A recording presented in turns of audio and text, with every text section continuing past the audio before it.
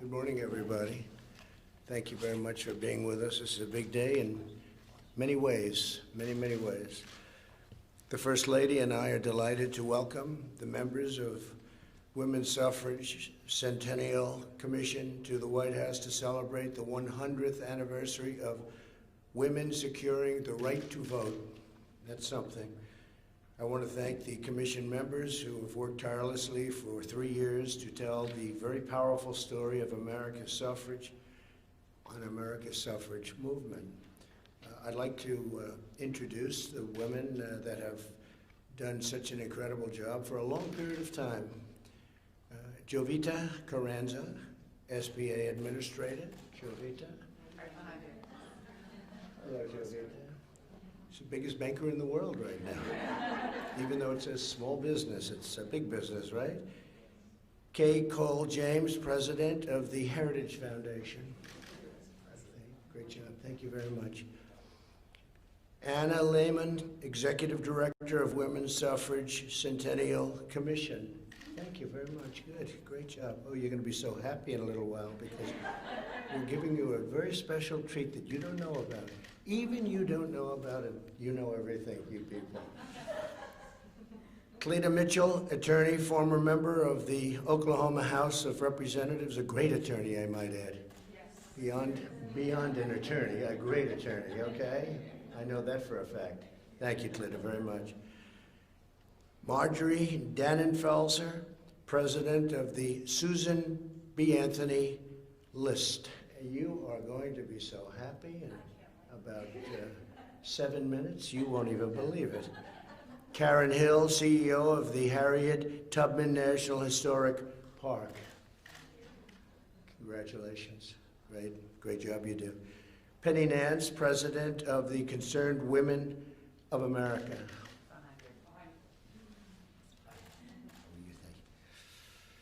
Heather Higgins, president of Independent Women's Voice. Thank you, congratulations.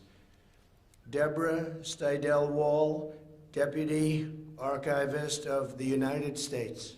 That sounds like a very big job. That's a lot of archives, isn't it? How many buildings does that take up, right? Great job. You do a great job. Thank you very much. Colleen Shogan, Deputy Director, National and International Outreach for the Library of Congress. That's another big one, right? That's great. Congratulations, that's beautiful. Susan Combs, Assistant Secretary of Policy Management and Budget at the Department of the Interior. Thank you very much, great job. Thank you all very much. Today I'm honored to sign a proclamation celebrating August 18th, 2020 as the 100th anniversary of the 19th Amendment. In the summer of 1848, Elizabeth Cady Stanton stood before the first ever Women's Rights Convention in Seneca Falls, New York, and declared that women should enjoy this fundamental civil right. What a job she did. 7 decades later, the suffrage movement succeeded. On this day in 1920, the United States ratified the 19th Amendment. It was a monumental victory for equality, for justice, and a monumental victory for America. Today, a record-breaking 131 women are serving in Congress. Nearly 70 million women vote in elections. 56% of our nation's college students are women. More than 11 million women own successful businesses. In other words, women dominate the United States. I think we can say that very strongly. Before the China virus set in, it struck our nation. Women had gained 4.3 million jobs, a record. The women's unemployment rate had plummeted to the lowest level in more than 65 years. And last year, over 70% of the new jobs went to women. And I will say we're coming back very strongly. And we're going to see those numbers again very soon. But the numbers that we have for unemployment and employment, frankly, we had 160 million people working. We've never even been close to that. And by next year, we'll be even higher than that number. Tremendous things are happening. as we fight to deliver a better future for all women and for all Americans, we remember the wonderful victory 1 century ago. While I am president, America will always honor its heroes, and we will always celebrate the patriots who secured women's right to vote. So this is an incredible document that I'm signing, and I wanted to just add something because this was brought up a week ago, and I was so surprised that it was never done before. Because later today, I will be signing a full and complete pardon for Susan B. Anthony. She was never pardoned. Did you know that? She was never pardoned. What was so wrong?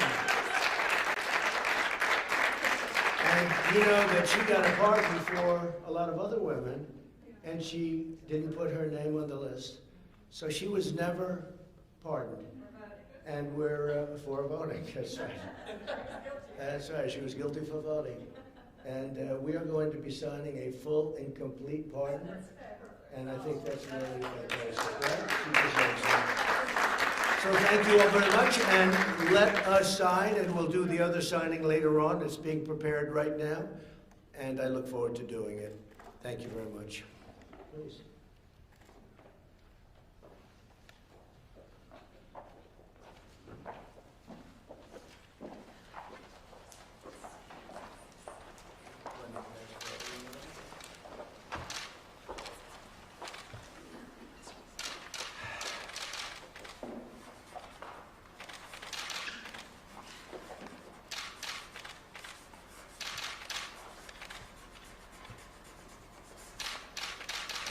Make it look nice. Okay. Let's do this, right? Yes.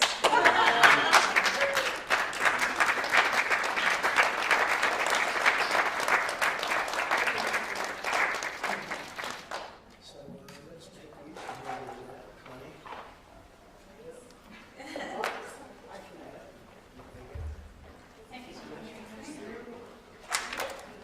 This is much better than signing one letter. Do you ever see what those signatures look like? They're not good. They're not good. So thank you all very much. And who would like to have the privilege of delivering this? Who would like to have this? Yes. I think so. Congratulations. Thank you. Let's get a picture. This one right over here. Come on. That's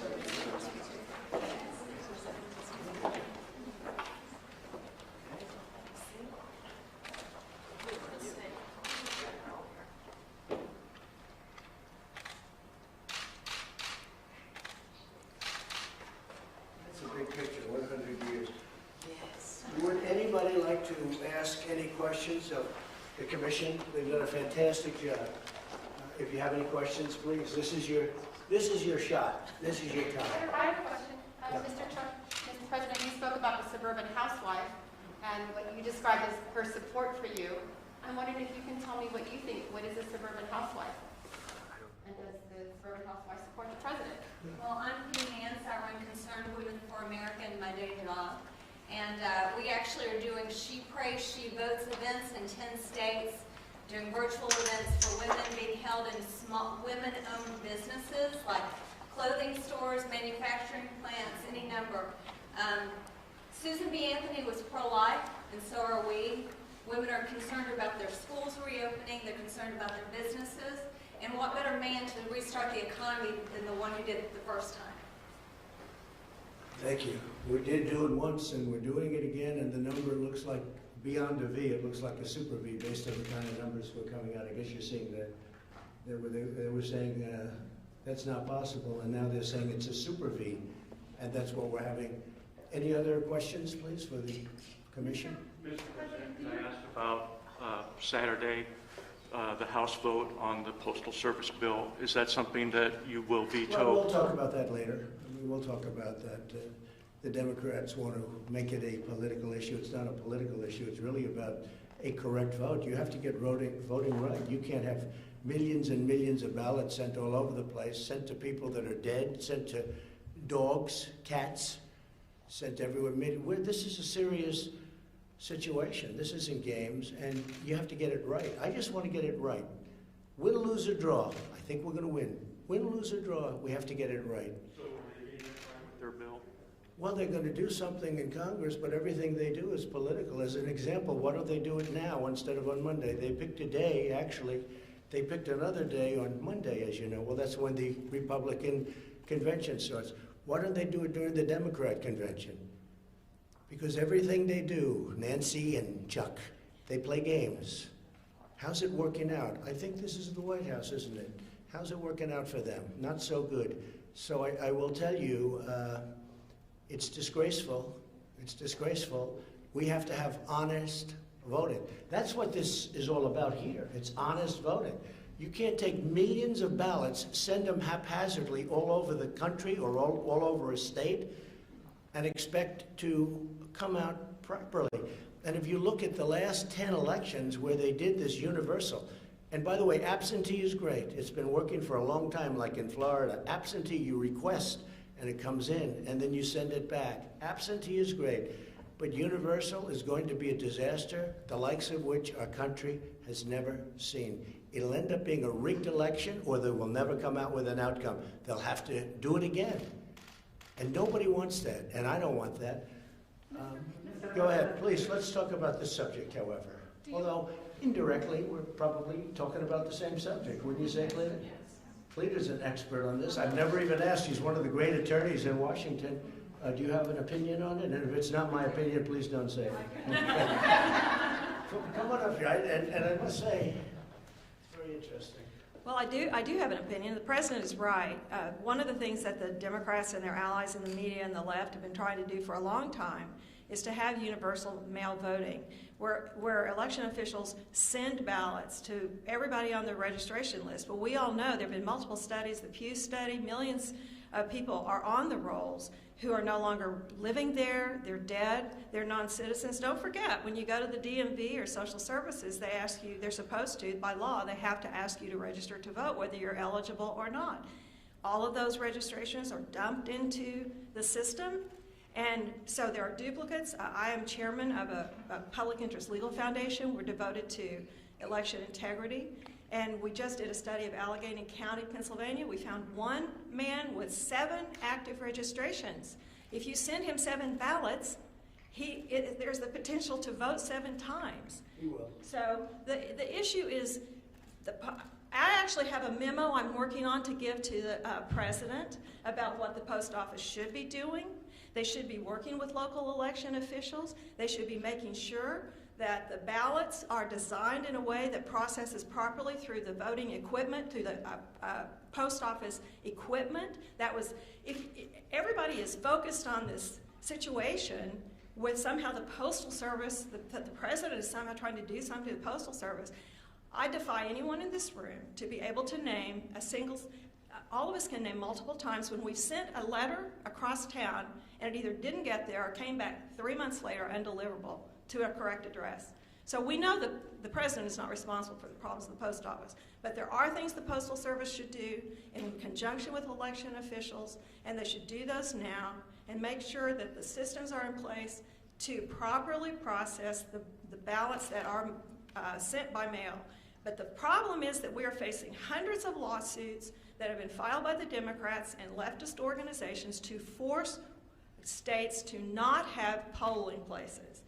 I personally believe that it's still, we should have election day, we shouldn't have election 3 months, and for sure we ought to be able to know by election night who won. So, Mr. President, you're 100% right, and there are a lot of us who are standing behind you and want to help. Thank you. I'll give you that letter if you could. If you have, if you Not have it. yet. No, if you have it. From you, I'll take it. She's really one of the great lawyers. Thank you very much. And I'll wait for it. Can I add to the question Yes, before about please. women? There are a lot of issues where what the president is doing, talking about public safety, which is increasingly a concern for women as they see what is going on, but also policies that he's taken. So the president has done extraordinary things on healthcare. His executive order requiring price transparency, that is an issue that is 88% popular across the country, across party affiliations, across ideologies, across demographics. Among women who are 40 and under, it's a 98% approval issue. Without this president being reelected, that executive order goes away because Congress hasn't yet made it into a law, because it goes into effect in January of 2021. So this has historically been the #1, if not the top 3 issues in the country. And this is the only person who's going to bring price transparency, which can bring down healthcare costs by 40%, revealing what the true prices are of your hospital or your insurance before you have to pay for it, so you can shop, or other people will shop, and that will drive down prices. Enormous issue for this cohort. So women care about a lot of things. It's so nice that you say that, because they don't speak about it, but transparency is a very controversial issue because doctors don't like it, and frankly, hospitals don't. The good doctors love it, and the good hospitals love it. But Doctors and patients love it. Hospitals, insurers, PBMs, which are the wholesalers that control the pharmacies, right. and pharma, they all have lobbyists all over Washington trying to stop what the president is doing. I've had many people that are really expert at it. They say it's a bigger issue than healthcare itself. It'll save so much money, and it's the full deal. I signed it. It's done. It goes into effect on January 1st. And you're right. If the Democrats get in, they'll probably try and end it. And what a shame that would be, because it was so hard to get it done. And it will save people massive amounts of money. I'm not talking about 1% or 2%. The other thing we just did, you probably heard, is I signed a favored nations clause on drugs, because we have countries in the world, Germany and others, but we have many countries in the world that pay a tiny fraction. I don't mean like 2% less, 10% versus what we pay. You have a pill that will sell for 10 cents in a certain country in Europe that will sell for $2.50 in this country. And it's so unfair to our people. And I signed a favored nations clause, and the drug companies are spending millions and millions of dollars trying to get me not elected. And all it means when you see ads from drug companies, all it means is one thing: the drug prices are going to be coming down 50, 60, 70%, and they never thought anybody would do that. I also signed a rebate clause, so the rebate money, instead of going to the middlemen, who among the richest men in this country, and men and women, I guess, in this country by far, the middleman. The middleman makes more money than the people that produce. At least the drug companies produce something. But I signed where the rebate goes to the people. There's never been anything like this. And as a non-politician, I could do it. And I will tell you, I was called by a lot of politicians that I was surprised at, literally begging me not to do it. Please don't do it. Please don't do it. And because, you know, the Big Pharma is by far the #1 lobbyist paying group in the country, and people are loyal to Big Pharma, and I'm all for Big Pharma, but this is a tremendous, this will be a tremendous drop. So between transparency and what I just did with respect to favored nations, that means if Germany pays 10 cents and we're paying $2.50, we go down to 10 cents. That's a number that nobody's even thought of. And what will happen is they'll have to pay more, and we're going to have to pay much, much less. Like numbers, and it could be 70, 80%. So we're not talking about games. And nobody had the courage to sign it. A lot of people didn't even know about it. A lot of people. So I appreciate very much you saying. And it may be that transparency is even more important than that. I think it is, because transparency is the basis for markets, and that's the basis also for trust. Right now, you don't have the right to know what something costs before you buy it. If airlines followed the same model as hospitals and insurers do, you wouldn't know the price of your airline ticket until after you landed, because they don't know how full the flight's going to be. They don't know how much gas they're going to have, fuel they're going to have to spend. So, but every other business manages to do their average pricing. Hospitals know their average prices. That's how they sell so quickly when somebody's buying a hospital. Right. They're just not sharing it It's so until after the great. fact. It's so great. Let's see, voters.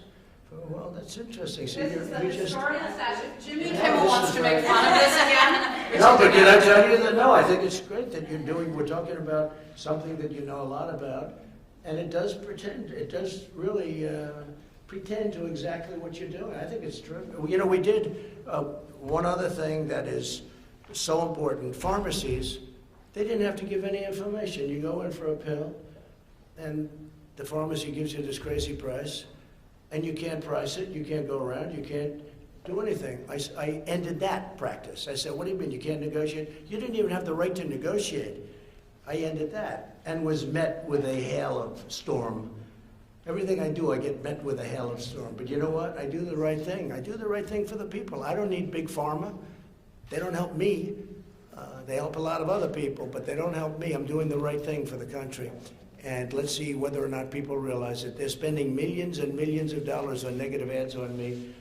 And you see, it's big pharma. Unlimited money. I mean, they have so much money. They have unlimited money.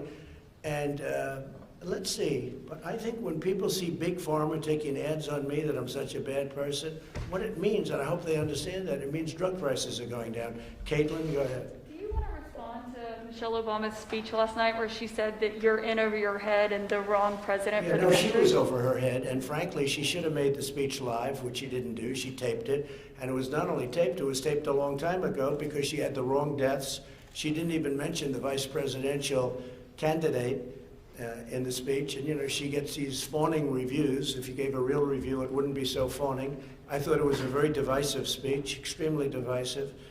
We have a tremendous amount of enthusiasm for my campaign because of things like we're talking about now, drug prices and drug cuts and transparency with hospitals and doctors that are going to lower bills by 50%, 70%. You're talking about numbers that are incredible. There's a procedure, I won't mention what it is, but there's a procedure where one hospital was charging $2,500, another hospital was charging $32 for the exact same procedure, using the exact same kit, and the people weren't able to go around and even have that option.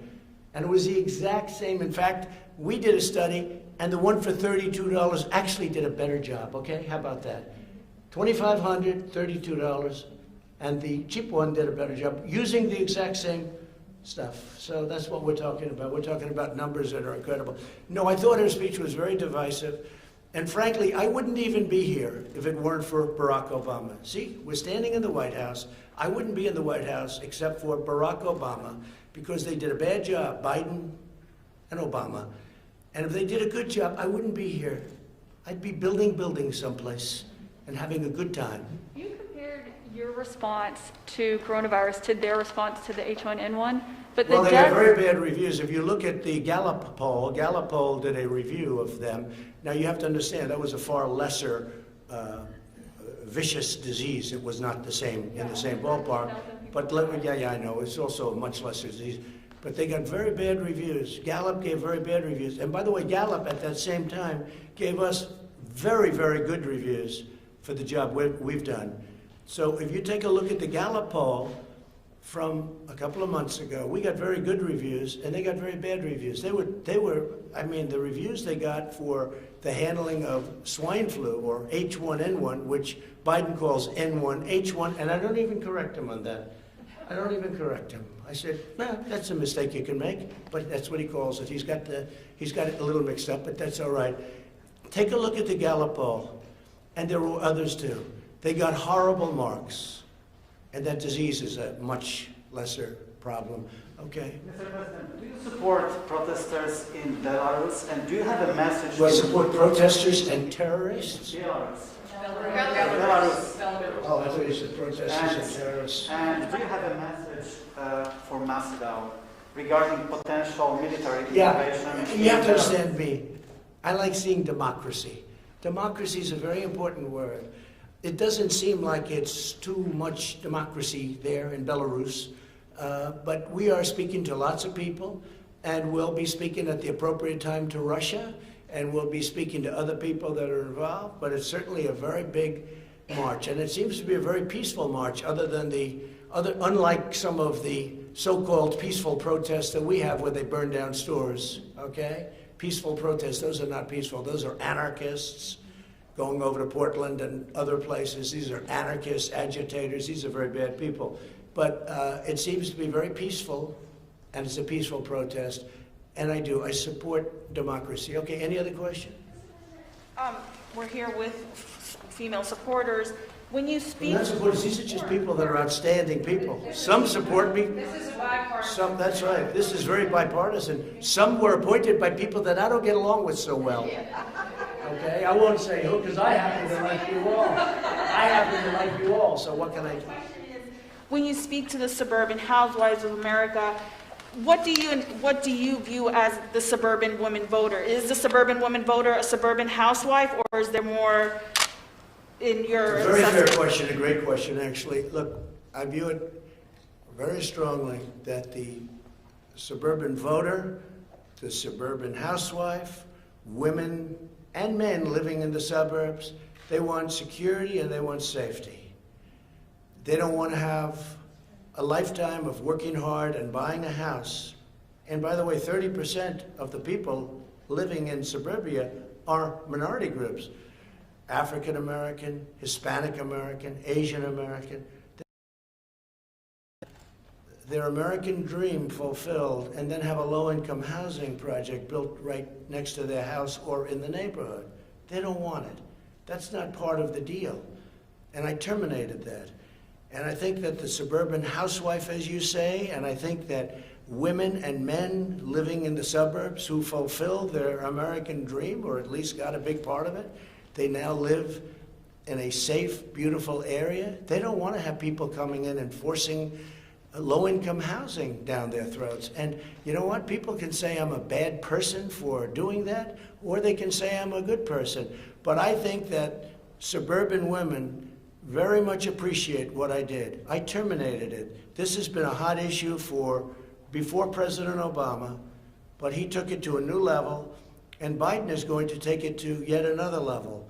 In fact, they say that Cory Booker, there's another beauty, that Cory Booker is involved. And if Cory Booker's involved, nothing good is going to happen. It's very unfair to suburbia. Men, women, husbands, housewives, whatever you want to say, it's very unfair. And I think it's a very important issue, and I think they respect very much what I did, and nobody else would have had the guts to do it. Thank you all very much. We'll be signing for Susan B. Anthony the full pardon very, very soon. Thank you very much. Lukashenko step down.